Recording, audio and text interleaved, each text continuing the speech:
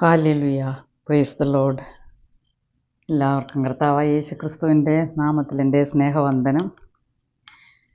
പ്രിയമുള്ളവരെ, നമ്മൾ സമാഗമന കൂടാരത്തെക്കുറിച്ചുള്ള പഠനത്തിൻ്റെ മൂന്നാമത്തെ ഭാഗമാണിന്ന്. സമാഗമന കൂടാരം നമ്മൾ പഠിച്ചിരിക്കേണ്ടത് ഏറ്റവും ആവശ്യമുള്ള ഒരു വേദഭാഗമാണ്. ഇതിൻ്റെ ഈ നമ്മൾ ചിന്തിക്കുന്നതിനോടൊപ്പം പുറപ്പാട് പുസ്തകത്തിൽ നിന്ന് 25 മുതൽ 40 വരെയുള്ള ഭാഗത്താണ് സമാഗമന കൂടാരത്തെക്കുറിച്ച് പറഞ്ഞിരിക്കുന്നത്. അതുകൂടെ നമ്മൾ തീർച്ചയായിട്ടും ആ വേദഭാഗം എടുത്ത് വായിക്കുമ്പോൾ അത് നല്ല കൃത്യമായിട്ട് നമുക്കതിൻ്റെ കാര്യങ്ങൾ മനസ്സിലാക്കാൻ കഴിയും. മോശെ സമാഗമന കൂടാരം ഉണ്ടാക്കി തീർന്നതും അതിലേക്ക് ദൈവ തേജസ് ഇറങ്ങി വന്നതെല്ലാം നമുക്കതിനകത്ത് കാണാൻ കഴിയുന്നുണ്ട്. നമ്മൾ എന്തിനാണിത് ഇത്രയും വിശദമായിട്ട് പഠിക്കുന്നതിൻ്റെ കാരണം ബൈബിളിൽ ഏറ്റവും കൂടുതൽ വിവരിക്കുന്ന ഒരു കാര്യമാണ്. ഇത്രയധികം അധ്യായങ്ങളിൽ ഈ സമാഗമന കൂടാരത്തെക്കുറിച്ച് പറഞ്ഞിരിക്കുമ്പോൾ അതിൻ്റെ പ്രാധാന്യം നമുക്കറിയാമല്ലോ. നമുക്കും ഇതിനോടൊരു ബന്ധമുണ്ട്. ഒന്നാമത്, ഇത് സഭയുടെ ഒരു ചിത്രമാണ്. എന്തുകൊണ്ടാണ്? സഭ എന്തിനു വേണ്ടിയാണ് വെച്ചിരിക്കുന്നത്? സഭയിലാണ് ദൈവം വസിക്കുന്നത്. ഇന്ന് പുതിയ നിയമത്തിൽ സഭയിലാണ് ദൈവം കടന്നു വന്ന് വസിക്കുന്നത്. അവിടെ പഴയ നിയമത്തിൽ ദൈവത്തിൻ്റെ വാസസ്ഥലമായിരുന്നു സമാഗമന കൂടാരം. എങ്കിൽ ഇപ്പോൾ ദൈവത്തിൻ്റെ വാസസ്ഥലം സഭയാണ്. 2-3 പേർ എൻ്റെ നാമത്തിൽ എവിടെ കൂടി വന്നാലും അവരുടെ മധ്യത്തിൽ ഞാനുണ്ട് എന്നുള്ള വാഗ്ദത്തം തന്ന കർത്താവിൻ്റെ സാന്നിധ്യം നമ്മുടെ മധ്യത്തിൽ ഉണ്ടായിരിക്കും. 1 കൊരിന്ത്യർ 14 അധ്യായത്തിൻ്റെ 25 വാക്യം നമുക്ക് വായിക്കാം. 1 കൊരിന്ത്യർ 14:25. അവൻ്റെ ഹൃദയരഹസ്യങ്ങളും വെളിപ്പെട്ടു വരും. അങ്ങനെ അവൻ കവിണ്ണ് വീണ് ദൈവം വാസ്തവമായി നിങ്ങളുടെ ഇടയിൽ ഉണ്ടെന്ന് ഏറ്റുപറഞ്ഞ് ദൈവത്തെ നമസ്കരിക്കും. അപ്പോൾ ദൈവത്തിൻ്റെ ആ സഭയിൽ എപ്രകാരമാണ് അവരുടെ ആത്മാവിൻ്റെ വരങ്ങളൊക്കെയും ഉപയോഗിക്കപ്പെടേണ്ടതെന്നുള്ള വിവരങ്ങളാണ് 14 അധ്യായത്തിനകത്ത് എഴുതിയിരിക്കുന്നത്. അപ്പോൾ യഥാർത്ഥമായിട്ടും ആ ദൈവത്തിൻ്റെ വരങ്ങളൊക്കെ ഉപയോഗിക്കപ്പെടുന്ന സഭയിലാണെങ്കിൽ ആരെങ്കിലും പുറത്തുനിന്ന് കടന്നു വന്നാൽ ആ കടന്നു വന്നവരുടെ ഹൃദയരഹസ്യങ്ങളും വെളിപ്പെട്ടു വരും. അങ്ങനെ അവൻ കവിണ്ണ് വീണ് ദൈവം വാസ്തവമായി നിങ്ങളുടെ ഇടയിലുണ്ടെന്ന് ഏറ്റുപറഞ്ഞ് ദൈവത്തെ നമസ്കരിക്കും. അപ്പോൾ സഭയിലും ദൈവം കടന്നു വരും. അത് കാര്യങ്ങൾ ആരാധനയൊക്കെയും ദൈവഹിതപ്രകാരമുള്ളതാണെങ്കിൽ കർത്താവിൻ്റെ സാന്നിധ്യം നമ്മുടെ സഭയിലുണ്ടായിരിക്കും. യഥാർത്ഥ ദൈവസഭയാണെങ്കിൽ ദൈവത്തിൻ്റെ സാന്നിധ്യം നമുക്ക് അനുഭവിച്ചറിയാൻ കഴിയും. പുറത്തുനിന്ന് വരുന്നവർക്കത് മനസ്സിലാക്കാൻ കഴിയും. ഇന്ന് നമ്മുടെ സഭകളിൽ ഇങ്ങനെ ഉള്ള ഒരു അനുഭവം നമുക്കുണ്ടാകുന്നുണ്ടോ?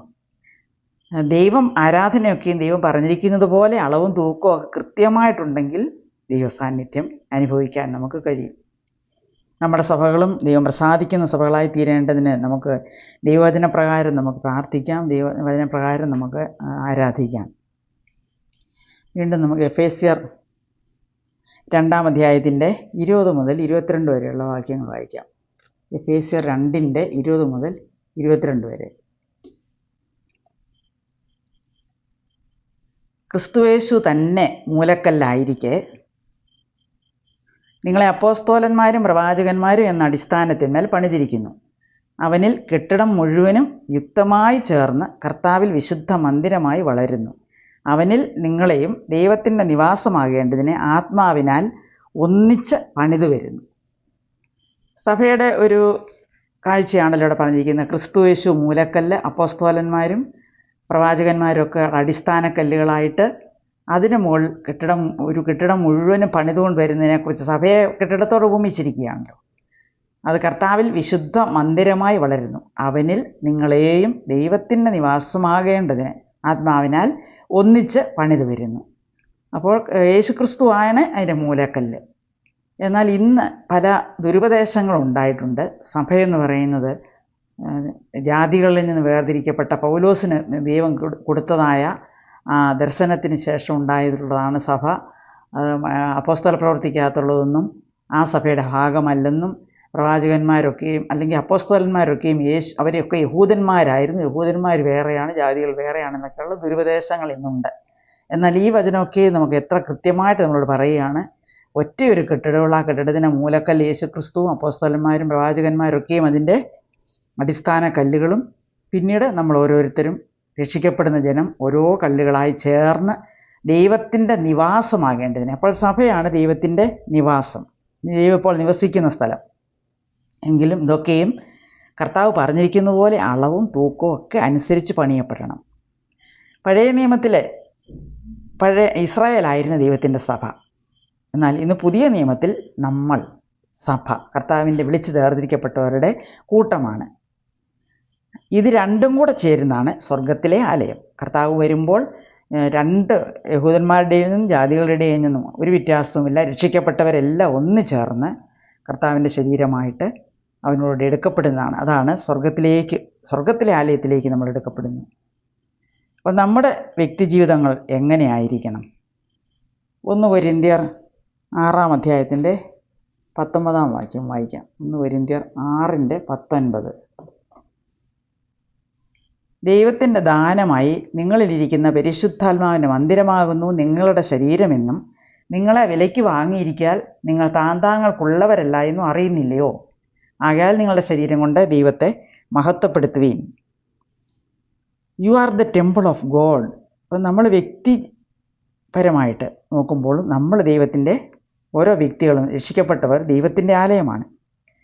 നമ്മൾ ദൈവത്തിൻ്റെ മന്ദിരം നമ്മുടെ വിലയ്ക്ക് വാങ്ങിയിരിക്കാൻ ഇപ്പം നമ്മൾ നമുക്കുള്ളവരല്ല. നമുക്ക് യജമാനനുണ്ട്, യജമാനൻ്റെ വകയാണ്, യേശു ക്രിസ്തുവിൻ്റെ വകയാണ്.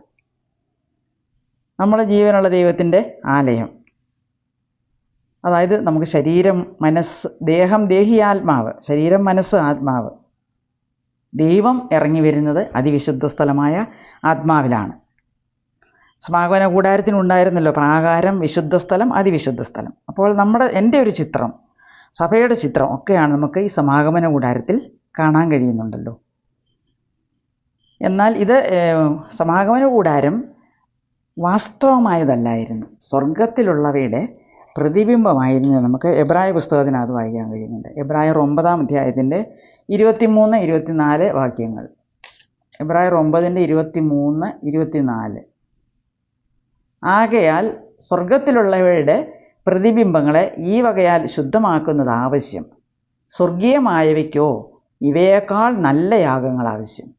ക്രിസ്തു വാസ്തവമായതിൻ്റെ പ്രതിബിംബമായി കൈപ്പണിയായി ആയ വിശുദ്ധ മന്ദിരത്തിലേക്കല്ല ഇപ്പോൾ നമുക്ക് വേണ്ടി ദൈവസന്നിധിയിൽ പ്രത്യക്ഷനാകുവാൻ സ്വർഗത്തിലേക്കത്രേ പ്രവേശിച്ചത്. അപ്പോൾ ക്രിസ്തു വാസ്തവമായതിൻ്റെ പ്രതിബിംബമായി കൈപ്പണിയായ മന്ദിരത്തിലേക്കല്ല. അപ്പോൾ ഈ പഴയ സമാഗമന കൂടാരം എന്ന് പറയുന്നത് വാസ്തവമായതല്ല, എന്നാൽ സ്വർഗത്തിലേക്കൊരു പ്രവേശനം നമുക്കുണ്ട് എന്നാണ് ഇവിടെ നമ്മൾ വായിച്ചത്. ഈ ക്രിസ്തുവിൽ കൂടെ നമുക്ക് സ്വർഗത്തിലെ വിശുദ്ധ മന്ദിരത്തിലേക്കുള്ള പ്രവേശനം നമുക്കുണ്ട്. എബ്രായർ 10:19 നമ്മൾ കാണുന്നുണ്ടല്ലോ, തൻ്റെ ദേഹമെന്ന തിരശീല ചിന്തി എന്നേക്കുമുള്ള ഒരു പ്രവേശനത്തിനുള്ള വഴി യേശുക്രിസ്തുവിൽ കൂടെ നമുക്ക് തുറന്നു തന്നല്ലോ. ഇനി സംഭവിപ്പാനിരിക്കുന്നതിൻ്റെ ഒരു സൂചനയാണ് ടാബർനാക്കിൾ അല്ലെങ്കിൽ കൂടാരം കാണിക്കുന്നത്. കർത്താവായ യേശുക്രിസ്തു ഒരിക്കലായിട്ട് യാഗം ചിന്തി നമുക്ക് വേണ്ടി എന്നേക്കുമായിട്ടുള്ള വഴി തുറന്നു തന്ന് അതിവിശുദ്ധ സ്ഥലമായ സ്വർഗത്തിലെ ആലയത്തിലേക്ക് പ്രവേശിക്കാനുള്ളതിൻ്റെ സൂചനയാണ് ഈ ടാബർനാക്കിളിൽ നമ്മൾ കാണുന്നത്. ഈ സാക്ഷ്യകൂടാരത്തിലും ക്രിസ്തുവിൻ്റെ സവിശേഷതകൾ അതിൻ്റെ എല്ലാ അളവിലും തൂക്കത്തിലും പ്രതിഫലിക്കുന്നുണ്ട്. ഈ മോശയോട് ദൈവം ഉണ്ടാക്കാൻ പറഞ്ഞ സമാഗമന കൂടാരം ക്രിസ്തുവിൻ്റെ നിഴലാണ്. യേശുക്രിസ്തു മഹാപുരോഹിതനാണ് അല്ലേ? പൗരോഹിത്യ ശുശ്രൂഷ ചെയ്യുമ്പോൾ പൗരോഹിത്യ ശുശ്രൂഷകളൊക്കെ നമ്മൾ സമാഗമന കൂടാരം പഠിക്കുമ്പോൾ യേശുക്രിസ്തു ആരാണ്, നമ്മൾ ആരാണെന്നൊക്കെ നമുക്ക് പഠിക്കുവാൻ കഴിയുന്നു. യേശുക്രിസ്തു പുരോഹിതൻ, മഹാപുരോഹിതനാണ്. പൗരോഹിത്യ ശുശ്രൂഷയിൽ കൂടിയാണ് നമുക്ക് കർത്താവിലേക്കുള്ള സ്വന്തം രക്തത്താൽ യാഗമായി തൻ്റെ സ്വന്തം രക്തത്താൽ പിതാവിൻ്റെ അടുക്കിലേക്ക് പ്രവേശിച്ചിരിക്കുകയാണ്. സമാഗമന കൂടാരത്തിൽ അതുതന്നെയാണല്ലോ നമ്മൾ കാണുന്നത്. ആട്ടുകൊറ്റൻ്റെ രക്തം കൊണ്ട് മഹാപുരോഹിതൻ അതിവിശുദ്ധ സ്ഥലത്തേക്ക് പ്രവേശിക്കുന്നു. അപ്പോൾ തിരുനിവാസം അല്ലെങ്കിൽ സമാഗമന കൂടാരം എല്ലാ വിശദീകരണങ്ങളും ക്രിസ്തുവിനെ കുറിക്കുന്നതാണ്. എല്ലാ അളവുകളിലും തൂക്കത്തിലും ക്രിസ്തു പ്രതിഫലിക്കുന്നുണ്ട്. അതുകൊണ്ടാണ് നമ്മളിതിനെ പ്രാധാന്യമായിട്ട് പഠിക്കേണ്ട ആവശ്യം. യേശുക്രിസ്തു മഹാപുരോഹിതനാണ്. സമാഗമന കൂടാരം പഠിക്കുമ്പോൾ യേശുക്രിസ്തു ആരാണെന്ന്, നമ്മൾ ആരാണെന്ന് നമുക്ക് അറിയാൻ കഴിയുന്നു, പഠിക്കാൻ കഴിയുന്നുണ്ട്. സമാഗമന കൂടാരത്തിൻ്റെ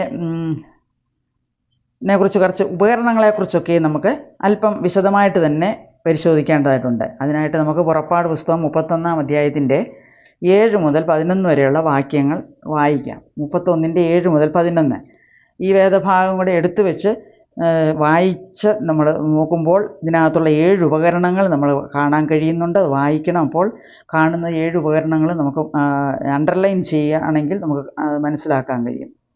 ഒന്നാമത് 7-ാമത്തെ വാക്യത്തിൽ മുതൽ വായിക്കാം. സമാഗമന കൂടാരവും സാക്ഷ്യപ്പെട്ടകവും അതിന്മീതെയുള്ള കൃപാസനവും കൂടാരത്തിൻ്റെ ഉപകരണങ്ങളൊക്കെയും എന്ന് പറഞ്ഞാൽ അവിടെ തന്നെ കാണുന്നില്ല.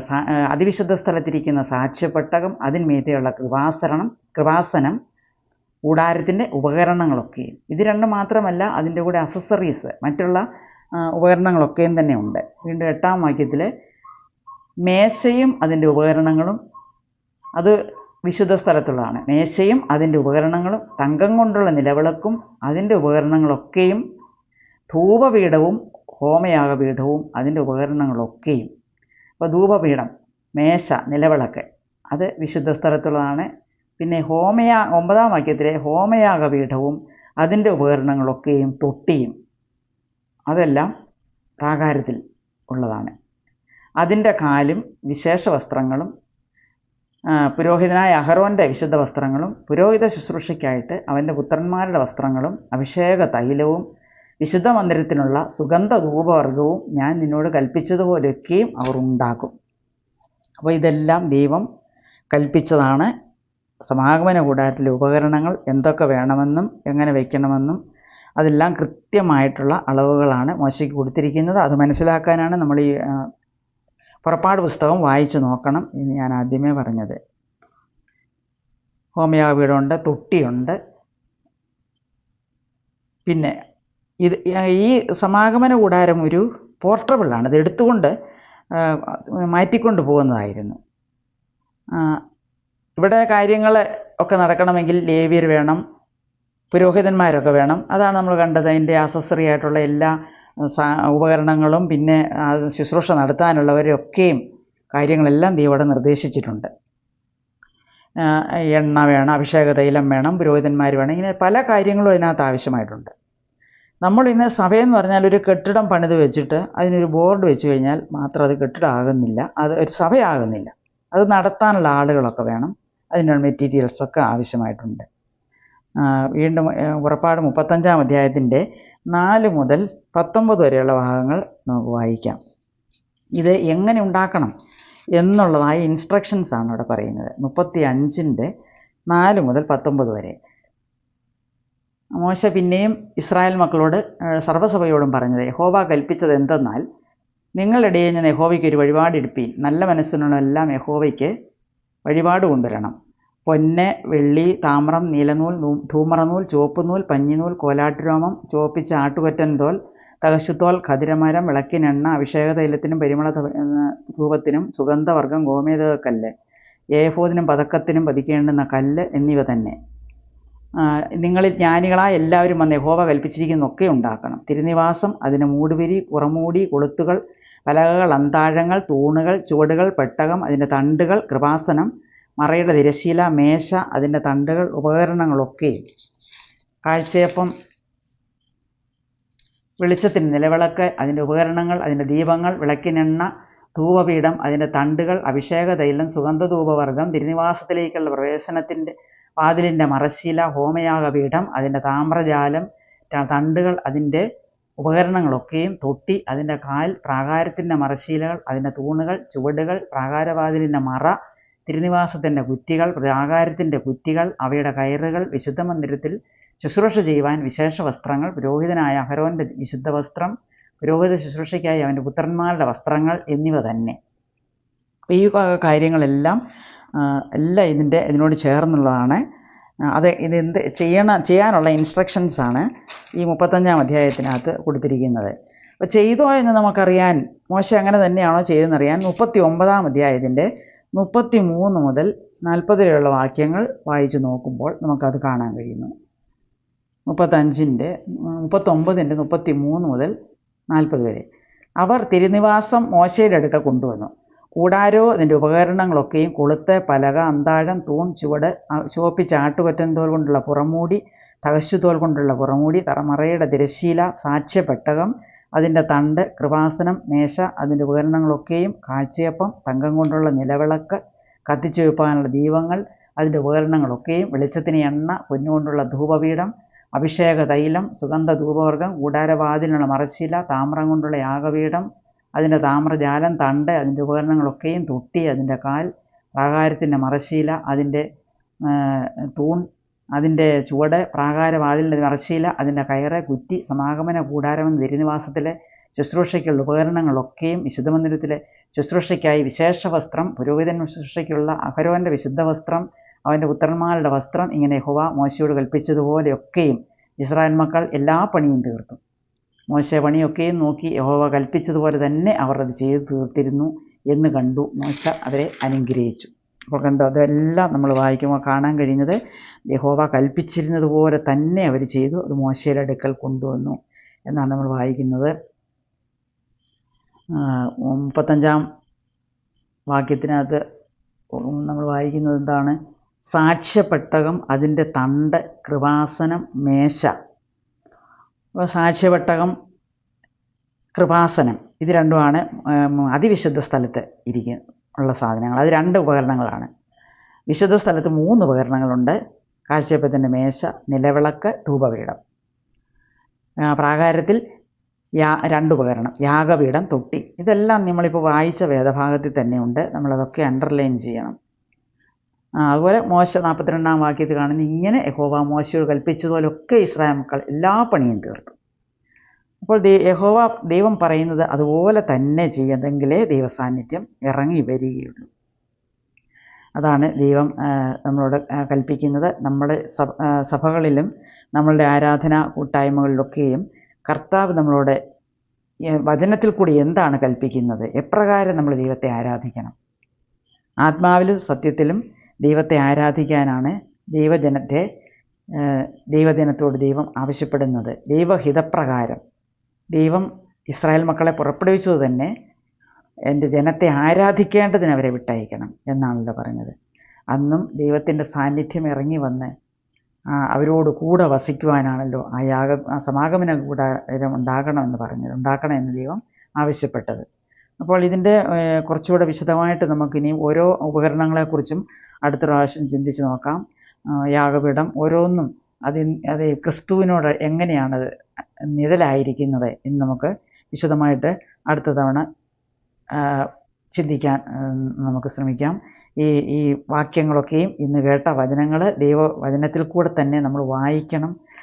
വളരെ ശ്രദ്ധയോടെ ഇത് വായിക്കുമ്പോൾ നമുക്കിത് വളരെ നമ്മുടെ ജീവിതത്തിൽ വചനം പഠിക്കുവാൻ വളരെയധികം സഹായകരമായിരിക്കും. വളരെ പെട്ടെന്ന് തന്നെ നമുക്ക് ഈ ന്യായപ്രമാണം എല്ലാം മനസ്സിലാക്കുവാനുള്ള വഴികളാണ്. ഇതിൻ്റെ ഈ ആഴമേറിയ സത്യങ്ങളെ പഠിക്കുവാനും അതിനനുസരിച്ച് ദൈവവചനം കേട്ടനുസരിക്കുവാനും ദൈവത്തിൻ്റെ കൽപ്പനകളെ അനുസരിക്കുവാനും മറ്റുള്ളവരോട് പങ്കുവയ്ക്കുവാനും തക്കവണ്ണം നമ്മളെ ദൈവം ഏൽപ്പിച്ചിരിക്കുന്ന ഉത്തരവാദിത്വം ചെയ്യുവാൻ ഓരോ വിശ്വാസികളും കടപ്പെട്ടിരിക്കുന്നല്ലോ. നമുക്കതിനുള്ള ഉത്തരവാദിത്വം ദൈവം തന്നിരിക്കുന്നല്ലോ. അതുകൊണ്ട് ദൈവവചനം പഠിക്കുന്നതിന് ഏറ്റവും അധികം താല്പര്യം നമ്മൾ കാണിക്കുക. ദൈവം നമ്മളോട് സംസാരിക്കുവാൻ ആഗ്രഹിക്കുന്നു. കർത്താവിൻ്റെ സന്നിധിയിൽ ഇരിക്കുമ്പോൾ നമ്മൾ അവനോട് ചോദിക്കുന്നു, കർത്താവേ നിൻ്റെ സംസാരം എന്നെ കേൾപ്പിക്കണമേ എന്ന്. കർത്താവ് നമ്മളോട് ആഗ്രഹിച്ച് കാത്തിരിക്കുന്നവർക്ക് ദൈവത്തിൻ്റെ സംസാരം നമുക്ക് കേൾക്കാൻ കഴിയും. അപ്പോൾ അത് നമ്മൾ അനുസരിക്കുന്നുണ്ടെങ്കിൽ അടുത്ത തവണ വീണ്ടും ദൈവം നമ്മളോട് ഇടപെടുകയുള്ളൂ. മോശയോട് ദൈവം സംസാരിച്ചു. മോശ അതുപോലെ തന്നെ ദൈവഹിതപ്രകാരം ചെയ്യുവാൻ മനസ്സുള്ള വ്യക്തിയായിരുന്നു. ദാവീദും അപ്രകാരം, അബ്രഹാം, ഇവരൊക്കെയും ദൈവം സംസാരിച്ച കാര്യങ്ങൾ അതുപോലെ അത് അനുസരിക്കുവാൻ ഒട്ടും ഒരു വീഴ്ചയും ചെയ്യാതെ പൂർണ്ണമായിട്ട് ഭയത്തോടെ അനുസരിക്കുവാൻ തയ്യാറുള്ളവരായിരുന്നു. ഈ ജീവചരിത്രങ്ങളൊക്കെയും മോശയുടെയും ദാവീദിൻ്റെ, അബ്രഹാമിൻ്റെ ഒക്കെയും ജീവചരിത്രങ്ങൾ അനേകരുടെ ഉണ്ട്. ഇതൊക്കെ നമുക്ക് മാതൃകയാക്കാവുന്നതാണ്. നമ്മളും കാത്തിരുന്നത് കർത്താവ് എന്ത് കൽപ്പിക്കുന്നുവോ അതിനെ നമ്മൾ പൂർണ്ണമായിട്ട് അനുസരിക്കുക. ദൈവത്തിൻ്റെ ഇഷ്ടപ്രകാരമുള്ള ഒരു ജീവിതമാണ് നയിക്കാനാണ് ദൈവം നമ്മുടെ നിന്ന് ആഗ്രഹിക്കുന്നത്. അതിനായി ഈ വചനങ്ങൾ വളരെ ധാരാളമായിട്ട് നമ്മൾ പഠിക്കുവാൻ തക്കവണ്ണം അതിനുവേണ്ടി അധ്വാനിക്കേണ്ടത് ഏറെ ആവശ്യമാണ്. വില കൂടിയ കാര്യങ്ങൾ നമ്മൾ അധ്വാനിച്ചെങ്കിൽ മാത്രമേ നമുക്ക് ലഭിക്കുകയുള്ളൂ. അതുകൊണ്ട് വളരെ താല്പര്യത്തോടെ ഈ പുറപ്പാട് പുസ്തകത്തിലെ മുഴുവൻ കാര്യങ്ങളും ഈ പഠനത്തോടൊപ്പം വായിക്കുവാനും എല്ലാ പ്രിയമക്കളും ശ്രമിക്കുമല്ലോ. ദൈവം നമ്മളെല്ലാവരും അനുഗ്രഹിക്കട്ടെ. ദൈവത്തിന് സ്തോത്രം.